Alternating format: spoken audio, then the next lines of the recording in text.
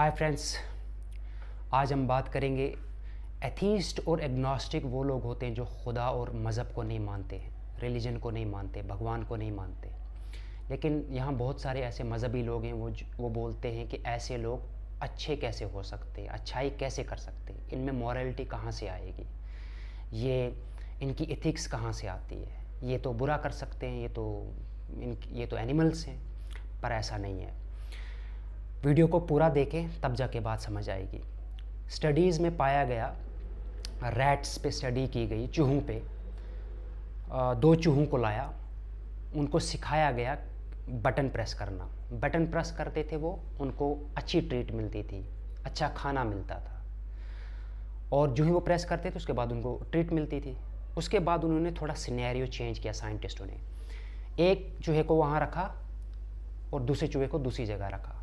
जो ही इस चूहे ने प्रेस किया, जो दूसरा चूहा था उसको इलेक्ट्रिक शॉक लगा और वो चिल्लाने लगा, ची ची ची करने लगा। इस चूहे ने जब उसको देखा वो चिल्ला रहा है, वो पेन में है, इसने प्रेस करना ही छोड़ दिया।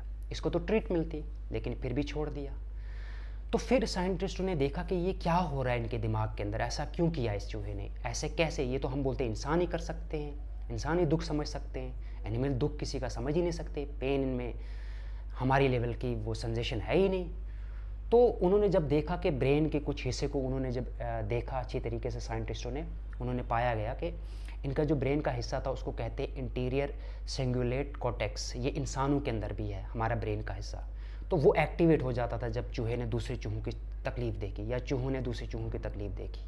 तो फिर उन्होंने क्या किया, साइंटिस्टों ने थोड़ा और सिनेरियो चेंज किया, इंजेक्शन लगाया, एनेस्थीसिया दिया और वो वाला जो ब्रेन का हिस्सा है वो सो गया। फिर चूहे को वो सेंसेशन महसूस नहीं हुई, वो दर्द, सफरिंग वफरिंग, उसको फिर वो ख्याल नहीं था क्योंकि वो वाला हिस्सा ही सो गया था, वो मतलब एनेस्थीसिया दिया गया था। तो गोया कि एनिमल्स के अंदर भी अच्छे और बुरे की तमीज़ है और सफरिंग की और दुख की जो हम बात करते हैं वो उनमें भी तमीज़ है। चूहों की बात है ये, हम तो इंसान हैं। ऐसे ही बंदर्स पे, मंकीज़ पे बड़ी स्टडीज़ की गई है और उसमें उनमें कुछ पाया गया।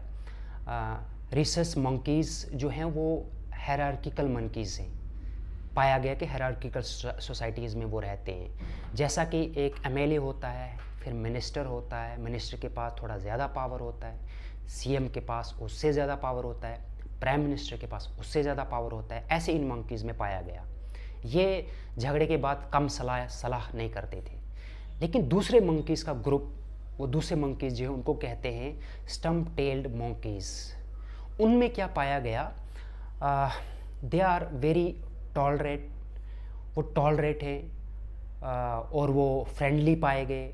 वो एक दूसरे से इंगेज करते थे, वो एक दूसरे की सोसाइटी में रहते थे, हेल्प करते थे एक दूसरे की। ये स्टडीज़ में पाया गया है।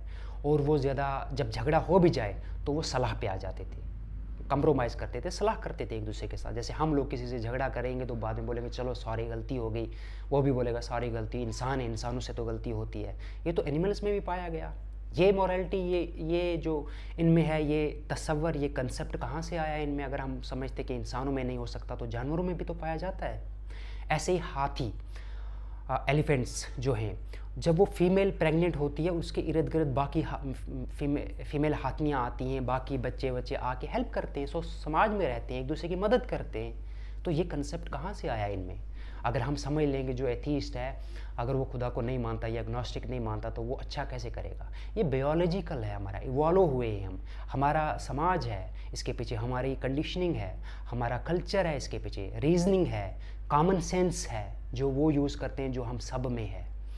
लेकिन मैंने मज़हबी लोगों का वीडियोस देखता हूँ यूट्यूब पे, यहाँ वहाँ, वो बोलते हैं नहीं नहीं ये तो अच्छे हो ही नहीं सकते, ये तो गलत लोग हैं। ये कहाँ की बातें कर रहे हो मेरे भाइयों, किधर जा रहे हो आप, किस डायरेक्शन की तरफ जा रहे हो, क्यों गलत नॉलेज, क्यों गलत चीज़ें लोगों को बोल रहे हो। अगर ये बात इस बात में सच्चाई है तो जो जापान है वो तो रिलीजियस कंट्री नहीं है, वहाँ के लोग तो अच्छे पाए गए, वहाँ तो झगड़े कम पाए गए, वहाँ तो करप्शन नहीं है, वहाँ तो चीज़ों में मिलावट नहीं करते। लेकिन पाकिस्तान में ज़्यादा होता है, इंडिया में ज़्यादा होता है। हम करप्शन करते हैं, हम धोखा देते हैं। अगर हम बोलेंगे 5 मिनट, हम 1 घंटे में आते हैं। 5 मिनट का हमारे नज़र कोई वैल्यू ही नहीं है, वो 5 मिनट बोलेंगे तो बराबर 5 मिनट में आते हैं। तो ये जो मॉरल वैल्यूज़ उनके हैं तो फिर क्यों हैं, फिर क्यों सारे लोग बोलते हैं कि हम स्कैंडिनेवियन कंट्री जो वेलफेयर स्टेट है, जैसे फिनलैंड हो गया, नॉर्वे हो गया, पोलैंड हो गया, ये तो अच्छे लोग हैं, वहाँ के लोग करप्शन का तस्वर ही नहीं है।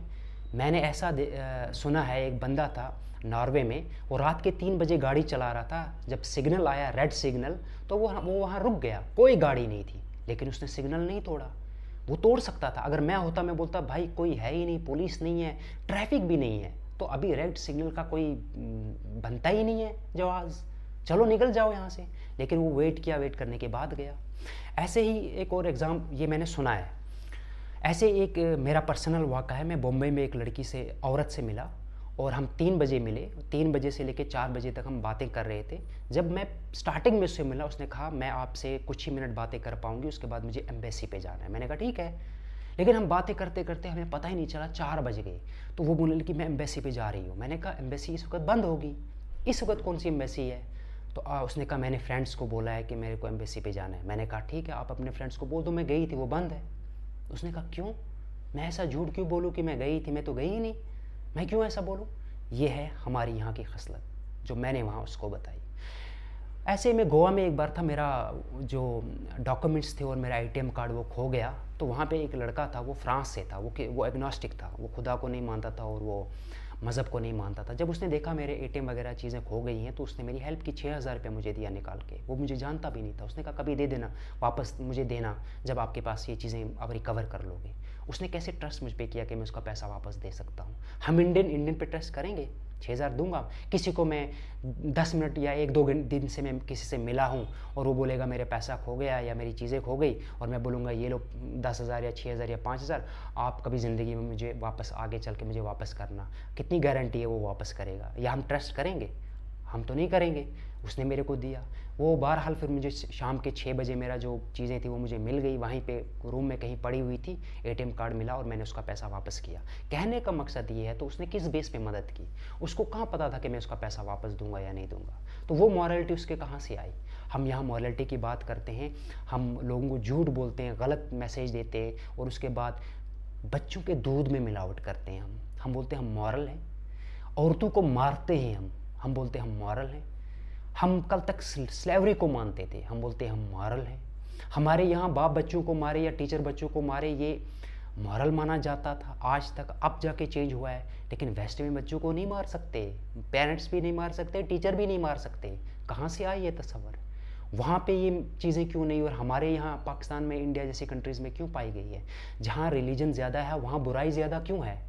बरक्स इसके ये होना चाहिए था, जहाँ रिलीजन हो वहाँ अच्छाई होनी चाहिए थी, जहाँ रिलीजन ना हो वहाँ बुराई होनी चाहिए थी। लेकिन उल्टा, जहाँ रिलीजन वहाँ बुराई, वहाँ करप्शन, वहाँ मर्डर, वहाँ चीज़ें कुछ अलग ही डायमेंशन में जा रही हैं। और जहाँ रिलीजन है ही नहीं, वेलफेयर स्टेट, अच्छे लोग, ऑनेस्ट लोग, हम एक बात को मनवाने के लिए हम 100 कस्में खाएंगे, वो कसम जानते ही नहीं है। मैंने अब कस्में, मैं भी जब जिस कल्चर से बिलोंग करता हूँ, कस्में ही सीखी थी, क्योंकि हमें पता था आगे वाला मेरे पे बिलीव नहीं करेगा।